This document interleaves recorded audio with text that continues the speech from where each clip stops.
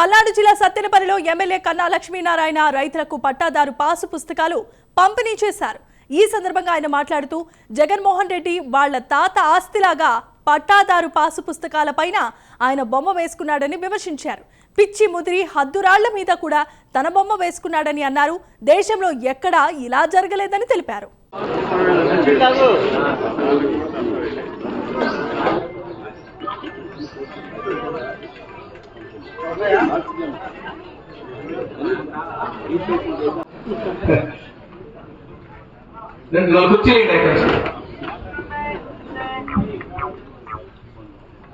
కార్యక్రమాన్ని తహసీల్దార్ గారు వచ్చి అప్లికేషన్ తీసుకుని దాన్ని ఫర్దర్ ప్రాసెస్ చేస్తాను, మీకు కూడా ఎక్స్ప్లెయిన్ చేస్తాను. సో మరొకసారి అందరికి కూడా ఈ కార్యక్రమానికి విచ్చేసి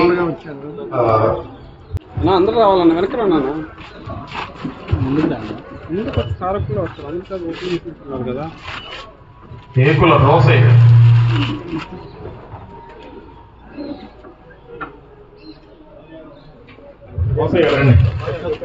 ఏకుల రోసయ్య పైకి తీసుకెళ్ళండి, పైకి తీసుకెళ్ళండి.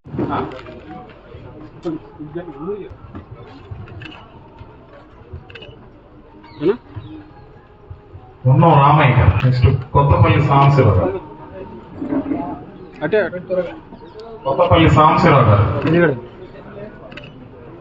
ఏకుల చిన్న సోమయ్య, ఏకుల చిన్న సోమయ్య,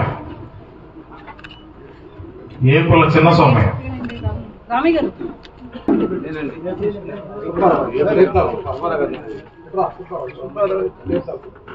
తీర్థాల సుబ్బారావు గారు,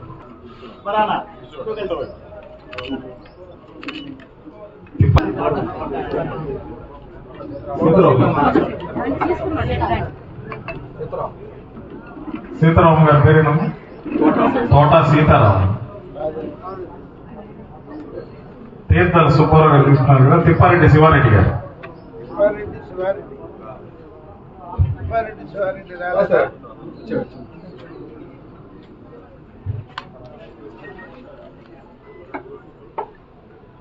దుగ్గి నాగేశ్వరరావు గారు, దుగ్గి నాగేశ్వరరావు గారు, బెల్లం అక్కమ్మ,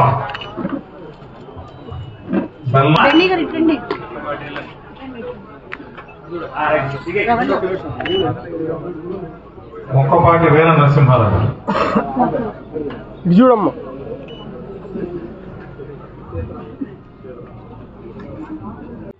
సత్తెనపల్లి తహసీల్దార్ చక్రధర్రావు గారు, ఆర్డీఓ రమాకాంత్ రెడ్డి గారు, జిల్లా అధ్యక్షులు జానీ బాషా గారు, వేదిక మీద ఉన్నటువంటి పెద్దలు, ఈరోజు ప్రభుత్వం ఏదైతే 2024 ఎన్నికల్లో ప్రజలకు వాగ్దానాలు ఇచ్చిందో 19 మాసాల్లోనే 90% వాగ్దానాల్ని అమలు చేస్తున్నటువంటి మాట. జగన్మోహన్ రెడ్డి ప్రభుత్వం ఒక అరాచక ప్రభుత్వం, ఒక రాక్షస ప్రభుత్వం. రాష్ట్రంలో ఉన్నటువంటి అందరి ఆస్తులు హక్కులు తనదే అని భావించేటువంటి మనస్తత్వం కలిగినటువంటి నాయకుడు జగన్మోహన్ రెడ్డి గారు. అందుకని పట్టాదారు పాసు పుస్తకాల మీద తన బొమ్మ వేసుకున్నారు. ఇంతవరకు భారతదేశ చరిత్రలో ఏ రాష్ట్రంలో కూడా జరగల. ఇంకా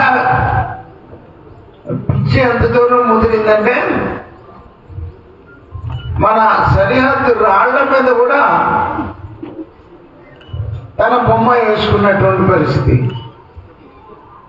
ఇవన్నీ కాకుండా ల్యాండ్ టైటిలింగ్ యాక్ట్ అనేది ఉంటుంది, ఒక యాక్ట్ తీసుకొని వచ్చారు. దాంట్లో అధికారాలు తీసేసి ఒక హైకోర్టుకు మాత్రమే అధికారాలు ఇచ్చినటువంటి పరిస్థితి. ఎవరి భూమి చెప్పుకునేటువంటి దిక్కు లేనటువంటి పరిస్థితి.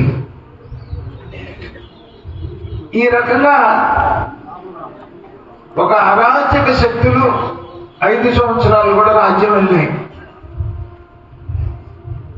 ప్రజలు వాటిని గమనించి 24 ఎన్నికల్లో బుద్ధి చెప్పడం జరిగింది. బుద్ధి చెప్పినా కూడా బుద్ధి రాలా. ఇంకా ఎవరైనా ప్రతిపక్ష నాయకుడు ఇదిగో ప్రభుత్వం ఈ తప్పు చేస్తుంది, మేము అధికారంలోకి వస్తే మేము ఇంతకన్నా మేలు చేస్తామని చెప్పేసి చెప్తాడు ఎప్పుడైనా. ఎవరు నాకు తెలిసినంత వరకు, నాకు ఎందుకంటే దగ్గరగా 53 సంవత్సరాల రాజకీయ అనుభవం. కానీ ఇవాళ పరిపాలన అరాచకంగానే చేసినాడు. ప్రతిపక్షంలో ఉండి కూడా మేము అధికారంలోకి వస్తే తలకాయలు నరికేస్తామని చెప్తున్నారు. అంటే మీరు ఆలోచించండి, ఇటువంటి నాయకులు ప్రజా పరిపాలనకి అర్హత ఉందా అని చెప్పేసి నేను అడుగుతా ఉన్నాను. నన్ను అడిగితే ఇటువంటి అరాచక శక్తుల్ని మరి ఎలక్షన్ కమిషన్ యాక్షన్ తీసుకోవాల్సినటువంటి అవసరం ఉంది. అరాచకాన్ని రెచ్చగొట్టి అరాచకత్వాన్ని, శాంతి భద్రతలు లేకుండా ఇష్టం వచ్చినట్లు అరాచక శక్తుల్ని ప్రోత్సహించేటువంటి వారిని మనం ఇదే గ్రామం వచ్చినప్పుడు చూసాం. రప్ప ఇది గంగమ్మ తల్లి జాతరలో పొట్టేళ్ళని బలిచ్చినట్టు బలిస్తామని చెప్పేసి దాంట్లో వాళ్ళ నాయకుడు జగన్మోహన్ రెడ్డి తప్పేంటి, దాంట్లో తప్పేం లేదు కదా, ఏం మాట్లాడాడు, తప్పేం మాట్లాడాడని పోలీసులు కేసులు పెట్టాడని మాట్లాడాడు. దాన్ని ఇన్స్పిరేషన్ గా తీసుకుని మన అబ్బూరు విలేజ్ లో ఒక ఆయన వైసీపీ నాయకుడు గొడ్డలు తీసుకొని తాగి ఊరంతా తిరిగి మా నాయకుడు తలకాయలు నరికేమన్నాడు, తలకాయలు నరికేస్తాను, నాకు 3 ఎకరాల భూమి ఉంది, 3 ఎకరాల భూమి అమ్మేనైనా అమ్మేస్తాను కానీ మా నాయకుడు చెప్పినట్టు మొత్తం తలకాయలన్నీ నరికేస్తానని చెప్పేసి తిరిగాడు గొడ్డలు పట్టుకుని. అంటే ఈ రాష్ట్రాన్ని ఎటు తీసుకెళ్లాలనుకుంటున్నాడు జగన్మోహన్ రెడ్డి.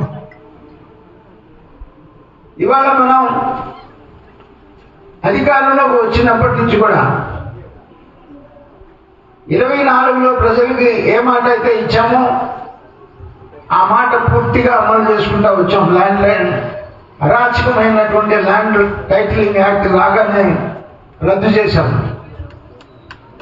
అలాగే రెవెన్యూ సదస్సులు నడిపాము.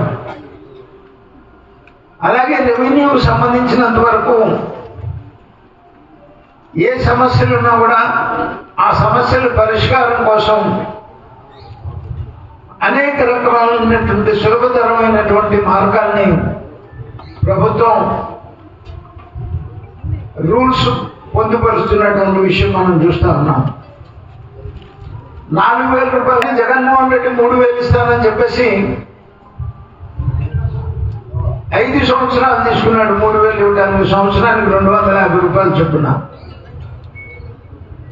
ఎంతమంది బిడ్డలు ఉంటే అంతమంది బిడ్డలకి తల్లికి వందనం ఇస్తామని చెప్పాం. అంతమంది బిడ్డలకి ఇస్తున్నాం కదా, ఇస్తున్నాం. జగన్మోహన్ రెడ్డి కూడా చెప్పాడు అదే మాట, ఎంతమంది బిడ్డలు ఉంటే అంతమందికి ఇస్తామని. కానీ ఒక్కరికే ఇచ్చాడు కదా. వాళ్ళ రైతులకి అన్నదాత సుఖీభావ. మరి ఇప్పుడు కేంద్ర ప్రభుత్వం 2 సార్లు 2,000 4,000 వేసింది. రాష్ట్ర ప్రభుత్వం 2 సార్లు 5,000 10,000 14,000 రూపాయలు మీ ఖాతాల్లో పడ్డాయి కదా. అలాగే అన్నా క్యాంటీన్లు నడుపుతున్నాం. మీకు స్త్రీ శక్తి ప్రోగ్రాం కింద ఉచిత బస్సు ప్రయాణ సౌకర్యాలు చేస్తున్నారు కదమ్మా మహిళలు. ఏమా ఉచిత బస్సు ఎట్లా ఉంది మరి, బాగుందా ఏమా?